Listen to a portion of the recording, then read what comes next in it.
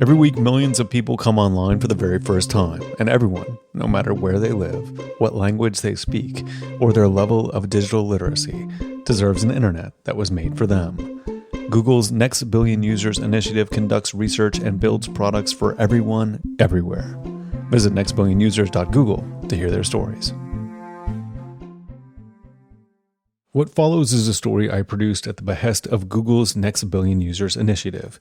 They paid me to make it, but I still followed my own interests and talked to who I wanted to, and produced the episode to be valuable and relevant to people interested in design. I actually really liked the result, but they did pay me, and I want you to know that, because it matters. This is 99% Invisible. I'm Roman Mars. We started with a typewriter. A mechanical key was struck, the type lever was pushed down. The type bar that corresponded to the key that was pressed rose up and slammed onto the ink ribbon in front of a piece of paper. It was all very kinetic and satisfying. But there was a problem. With old typewriters, if you typed too fast, the type bars that were close together could crash into each other. So a man named Christopher Letham Scholes created a hack. Instead of all the letters being in an intuitive, alphabetical order, he separated common pairs of keys and scattered them across the keyboard so their type bars wouldn't jam. The first 6 letters across the top row of Scholes' typewriter were Q, W, E, R, T, Y. QWERTY. Typists got so adept with this configuration that even when typewriter mechanics evolved way beyond the point of needing keys separated, the layout stuck around. And then, defying all adaptive logic completely, the layout stuck around on the computer keyboard as well. Then we got so used to the QWERTY keyboard as an input device, it stuck around on smartphones too, even though using a tiny digital keyboard is nothing any user experience designer would design for smartphones if they were starting from scratch. But that's how evolution is. Unless there's overwhelming pressure to push us in a new direction, we stay on the same path.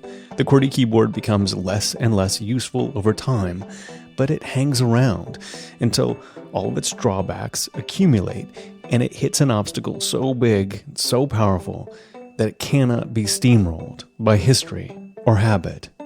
It hits India. For Indic languages, and those are languages from India and the Indian subcontinent, there are so many diacritical marks and ascenders and descenders.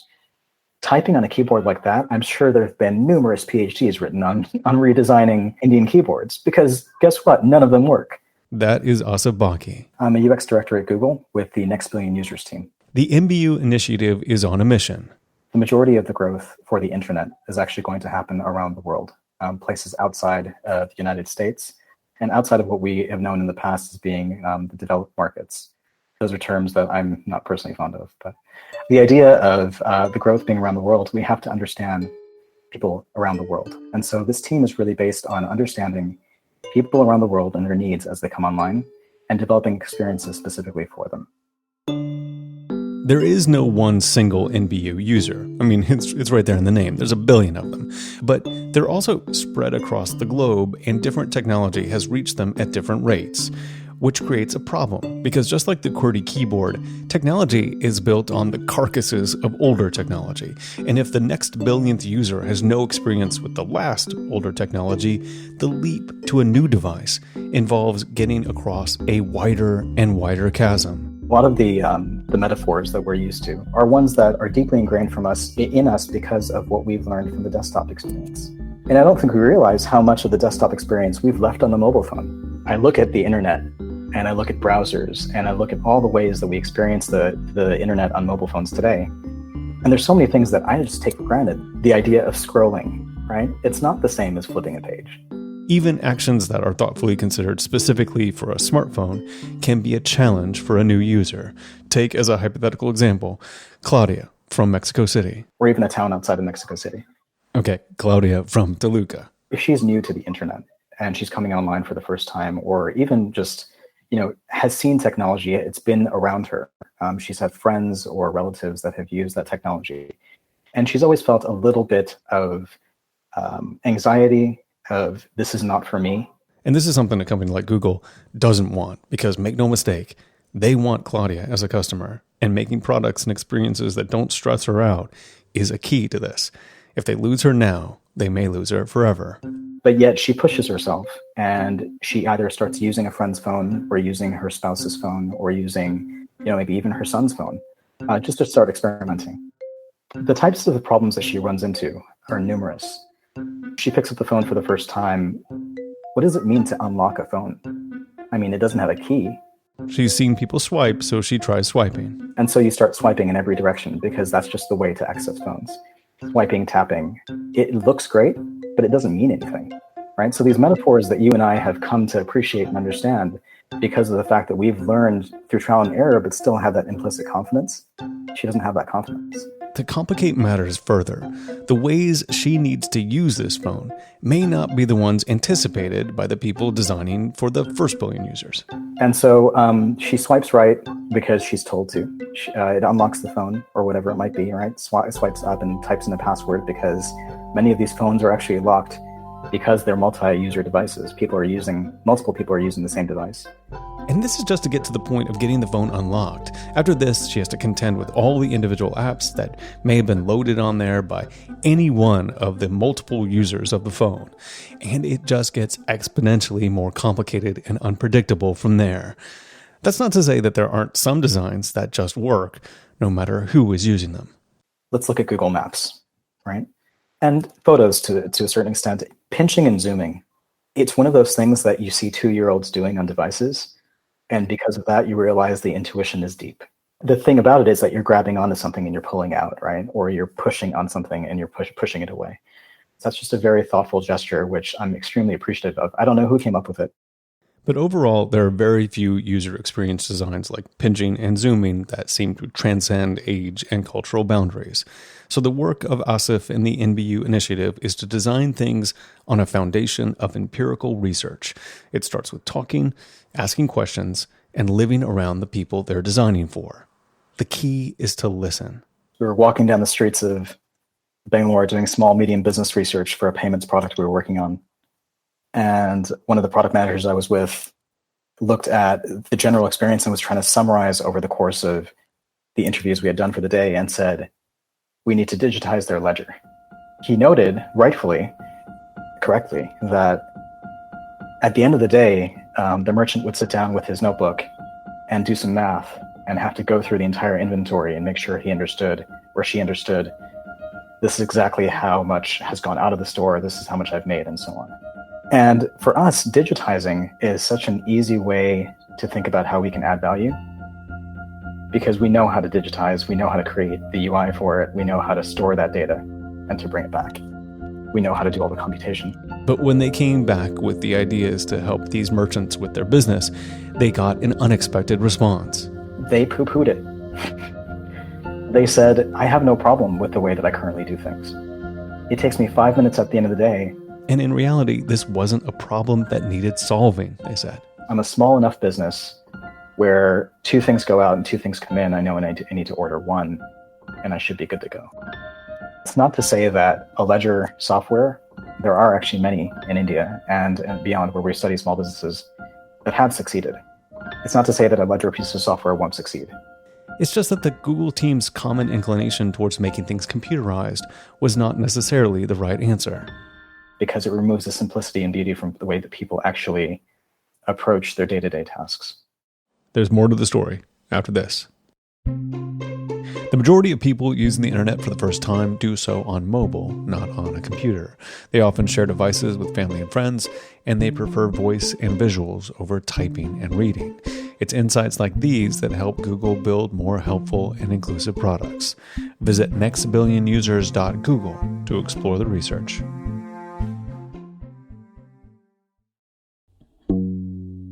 The deplorable anti-Semite Henry Ford said, "If I asked people what they wanted, they would have said a faster horse." It's an anecdote to demonstrate Ford's genius, and it does make some sense. If you ask people who have no concept of an automobile, they will tell you that they want a faster horse. But what they often don't tell you is that they don't want a horse at all. They do not want to be more productive. They want to play games, chat with friends, and flirt. They're willing to give up their meals. They're willing to work 3 shifts in like work morning, noon, and night just so they can get this extra data so they can like chat some girl. This is Payal Arora. I'm a professor at Erasmus University Rotterdam. I'm a digital anthropologist and I've authored a number of books, the recent one being The Next Billion Users. Even though her book and expertise is also about the next billion users, she does not work for Google. Over the 10 years of researching users coming online in India, Brazil, and countries in Africa, Payal has had firsthand experience with companies and agencies introducing technology with the notion that it will be adopted by people in poor countries to make themselves more productive, to get themselves out of poverty. In short, to make their lives better. But over and over again, people all over the globe have shown that the way that they want to make their lives better is through pleasure and leisure. The first project she was involved with was in Bangalore in the early 2000s. So there were these stations, like it looks like an ATM, but it was really an ATM for information, for women to check healthcare information, for farmers to check crop prices so they can be more competitive. Children could learn, and supplement their English skills because that was the pathway to mobility. And they were stationed in all these different places. And in what was basically the only restaurant, they had a screen where information would just flow nonstop, a ticker tape of regional weather data and useful information. And we had these little vans where we would take technologies to all these further corners of the villages and convince people that, hey, guess what? There is something called the internet and it's amazing and you're going to love it and you should check it out. And there's these community information centers which you should go to, which is in the town, right? 6 months down the line, people started calling us, oh, great, there's a movie van coming. Because the fact is that we wanted to get villagers to get excited about something that they had never heard of. So we promised to show them Tollywood, which is the Bollywood of the South movie. So they would get dressed up and they would all like, oh, evening show, there's some van that comes and shows us a movie and then interrupts us with some weird technology stuff, right? And then we can go resume and watch the movie again. And it became extraordinarily popular. In fact, I would say that's our legacy, is that we were the movie vans. And, whenever we show them the internet, they're like, okay, toilet break, the interval, off we go. And it was extraordinarily boring for them. And it's not that it was not useful information. It was actually very important information. A lot of it was centered on providing crop prices to farmers.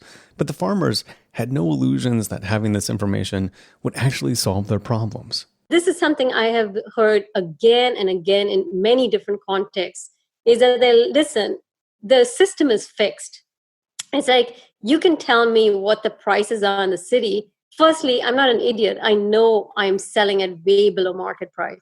I just don't have a damn choice, okay? Because of the poor infrastructures and the delivery mechanisms, they know I can't afford to go back to my farm. So the goods have to be sold and there's a fixed price and they know there's far more supply and we have to sell regardless of what you think is information deficit. So we actually designed an entire program based on a condescending worldview that it was basically the information deficit of these farmers that led to their poverty. And if only we could introduce the right information, they would progress, right? It was the same story for women's healthcare information. Here's healthcare information, about how you could have less children. You're like, sure, I can have less children. Not that I don't know that I can wear contraceptives. There's a question, will my husband wear it? And have I produced a son as yet? If not, I better keep producing those babies until I get a boy, right? So much of it was social, cultural, and situational. But one thing was consistent.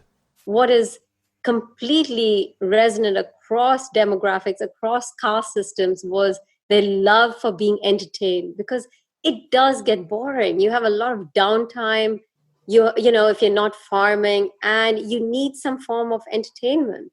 And we became extraordinarily popular because these ATMs of information became gaming kiosks.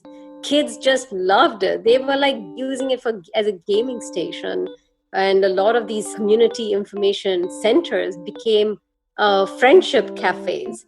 just the fact that they were, reframed in the imagination of these users showcased that these were what they believed, these were the real actual needs that were being met and not the ones we believed they needed. These kinds of disastrous results that came from not understanding the needs of the users is what led to projects like the NBU initiative at Google, whose offices are embedded in the countries where they can spend time in the homes of the people they're trying to serve, and they can experience their needs and anxieties firsthand.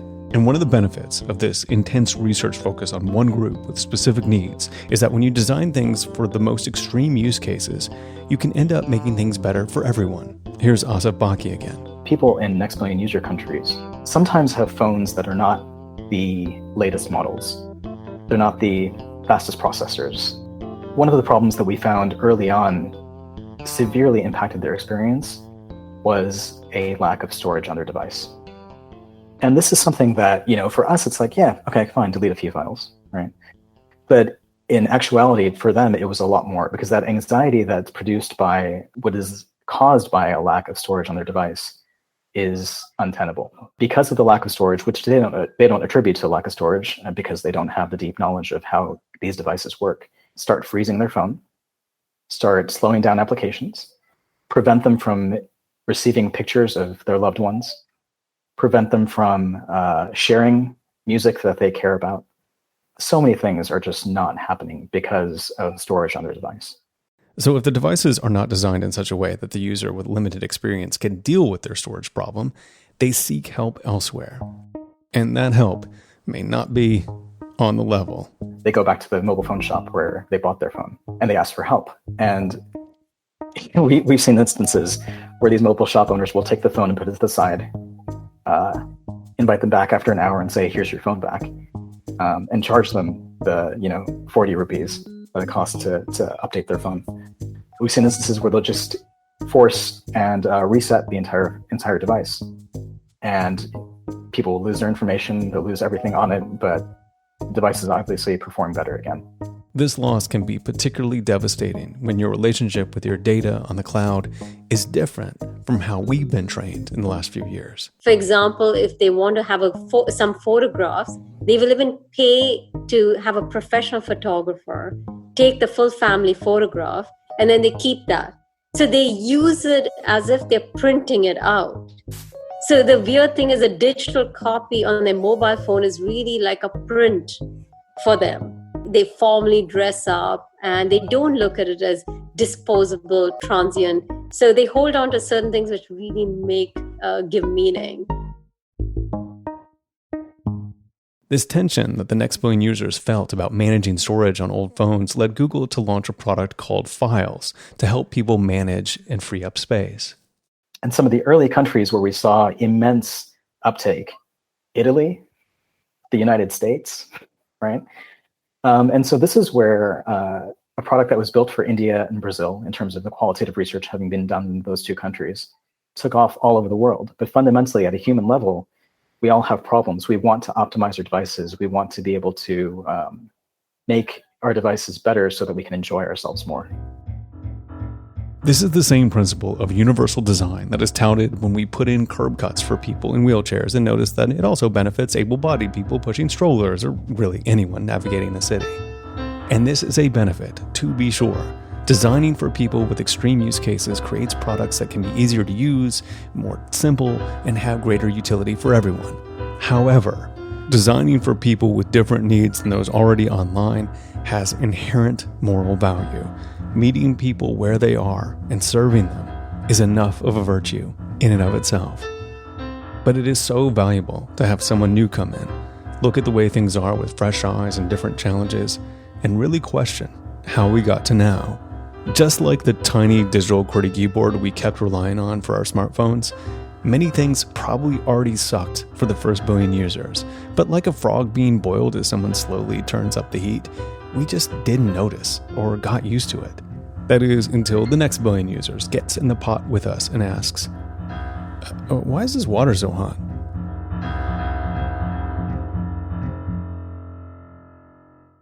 This special episode of 99% Invisible was produced by me, Roman Mars, with music by Sean Real. You can find all kinds of other stories on our website, 99pi.org. Building helpful and inclusive products is a global effort. Google is working to expand access to information and build products that help people unlock economic opportunity around the world. And they're inviting tech builders to use their development and design tools to create more inclusive products. Visit nextbillionusers.google to explore the tools.